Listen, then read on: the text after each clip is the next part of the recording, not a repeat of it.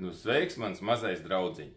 Tātad bieži vien runājam par to, kā remontēt rūsu uz automobīļiem, bet mums cilvēki bieži vien saka, ka viņiem vajag kaut ko saremontēt, kas ir uz auto ārpuses. Redz, šās te benzīnvākas vāciņš norūsējis. Populārākais ir šīs te norūsējušās ārkas, nu, ka viņiem vajag, man sataisīja ārku, bet pēc 4 gadiem viņi atkal sarūsēja, ko lai dara.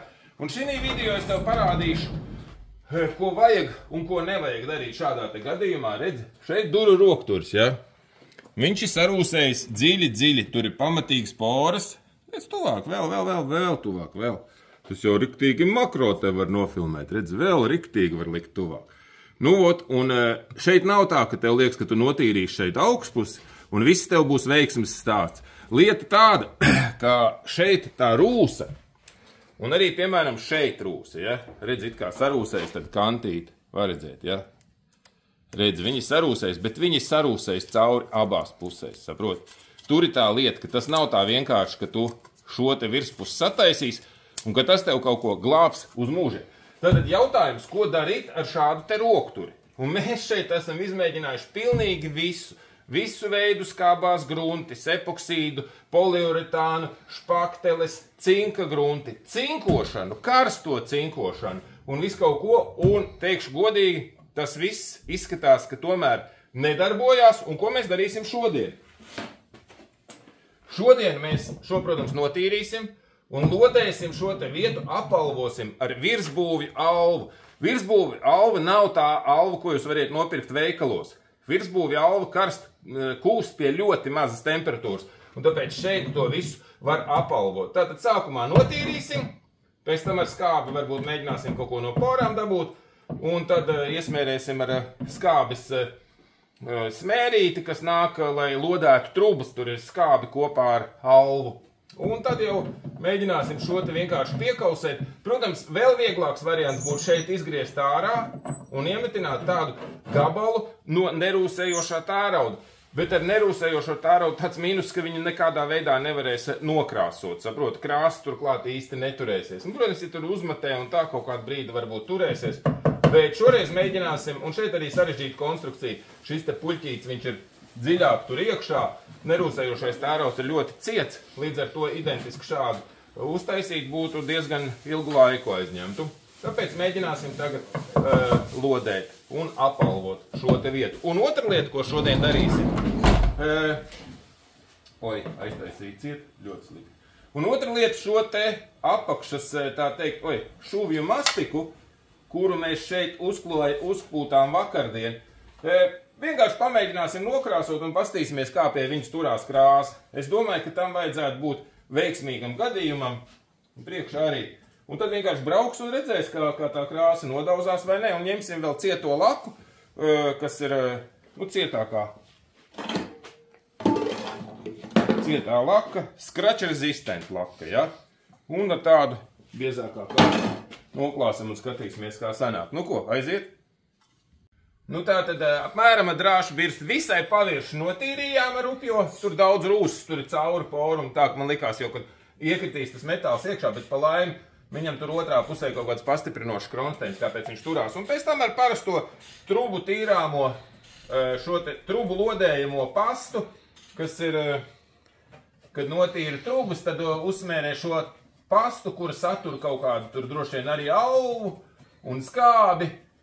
Un šādi. Un tagad pakarsēsim viņu ar uguni.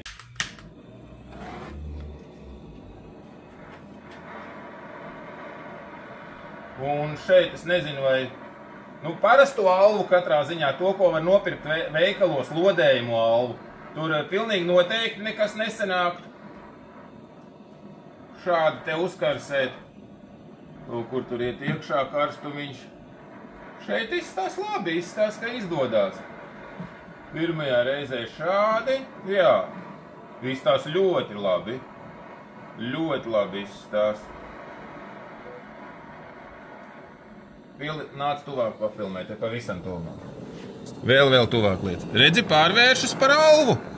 Šī te skābi funkcija vēl tuvāk liec. Droši liec, vēl tuvāk liec. Redzi, spīdīgs viss. Tā ir alva. Nu, ko es domāju, pirmajā reizē šo te noskrāpēsim. Dara kaut kas? Es domāju, šo te noskrāpēsim tagad nost. Pirmajā reizē. Jā.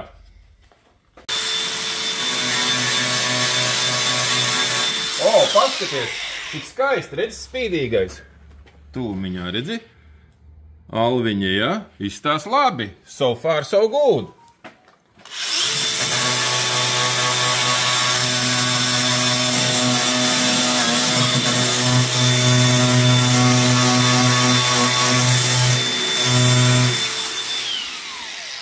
Šitas neiet īsti iekšā.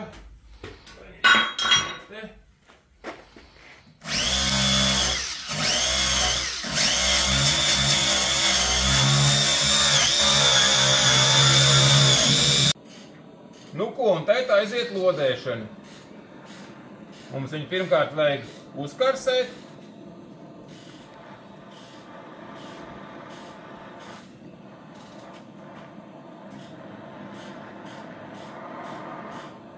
O.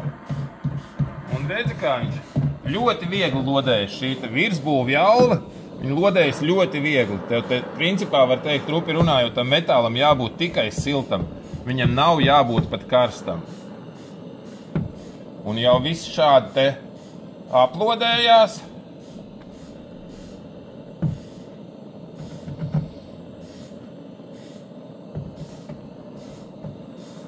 Un te izstāst atciet tādu vietu, kur vairāk vajadzētu uzkarsēt. Jā. Tur varbūt līdz galam nepietiek. Nu, un šādi būsim uzkausējuši kārtiņu.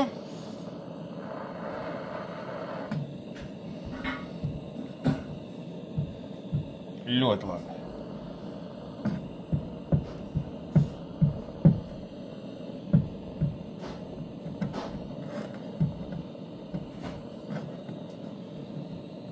Nu, jums jāsaprot, ka šis ir tāds zinātniski tehniskais eksperiments, kur es vienkārši rādu, un šis te notiek ļoti paviršā formātā šeit. Šī nav limuzīna klases automašīna, kā teiksim Opel Kadett vai kaut kas tāds, kur vajadzētu īpaši kaut kā restaurēt. Nu šādi, es domāju, priekš pirmā iespaida būs labi.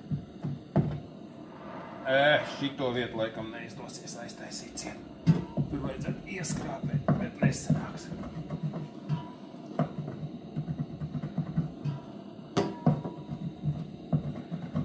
Tanī bedrē nesanāca. Nu jau apnika ņemties. Nu šādi. Nu pieliec pavisam tūmiņā. Redz, šitā ir apalvot tā vieta, ja? Vēl tuvāk var likt droši. Vēl. Re, šitā. Nu tagad ko bišķīt piepucēt, vai nevajag neko pucēt? Vajag. Vajag? Smilšu papīriņu, ja? O! Nu labi, un tad jau krāsošana. Nu ko, apslīpēts ir, aplodēts ir. Protams, ja tu gribētu ideāli tēt špaktelīti, vajadzētu piepildīt visas tās poriņas, kaut kādu izlīdzinošo grundīti un tā tālāk, bet mēs jau neiesim tur baigi čakarēties, ja? Uzpūtīs krāsinainen, šiten, otskev un bija plāns šito ar nokrāsot. Opā, davai šito ar nokrāsot.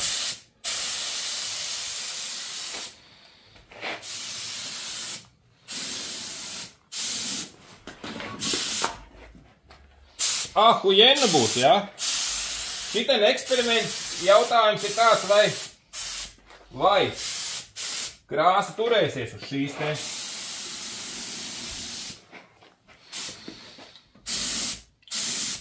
Nu, uzpūt mega biezā kārtā gan krāsu, nu, 4 reizes biezāku nekā vajadzētu, kaut kāds centās. Un laku vispār, tur nezinu, 6 kārtās tā, lai būtu līdz poķakiem un tā tālāk. Nu, lai būtu maksimāli biezi, tā kā pēc tam nevarētu teikt, ka ķipa pa plānu uzpūta un tāpēc rūsē un tā kaut kā. Šitien arī nopūta šo te gumiju, kas bija, tā teikt, golfam. Ļoti labi, šitien gumija pati nereaģē, Bet tas, kas apakšā tur priekšā, šitie visi UBS un tie visi tur pacēlās priekšā un aizgāja pa pieskaru. Bet, tas tā. Šitiem man bija vienkārši interesanti, vai tā krāsa pirmkārt, kā viņi pielīp. Un tagad, kad brauks, vai nekritīs nost, te ir apakšā tā golfa gumija, kas tā kā golfam šuvi gumija mīkstā. Tāds eksperiments. Tā kā, šitien jāgaida, kamēr nokalst. Rītdien jābrauc, cerams, ka paspēs nokalst. Un tā. Bet, te es uzpūtu, es nezinu, 4 reizes biezāk visu nekā vajadzētu oriģināli. Oriģināli vajadzētu vienu spīdīgo, varbūt otru bišķīt un pāris laku un viss. Es te pūtu un pagaidīju, ka pažūst pūtu. Te ir mega biezs. Cik vispārībā lakas mūsdienu var biezas sapūst, pirms poķeki ir dirstas. Tā teikt, pēc tam varēs šitien rādīt, kā izpulēt ar pulēšanu. Kamēr nav nožuvis, pēc kādām stundām 10, 15 var pulēt, un tad uzkarsē līdz kādiem 60 grādiem to virsmu, tas apulē kopā, viņa tā laka izlīdzinās. Nevis tā kā mūsdien tie visi pulētāji drāž nost to slāni. Jā, tas viss. Cerams, ka patika, davai pīs, bija ko skatīties vismaz, vai ne?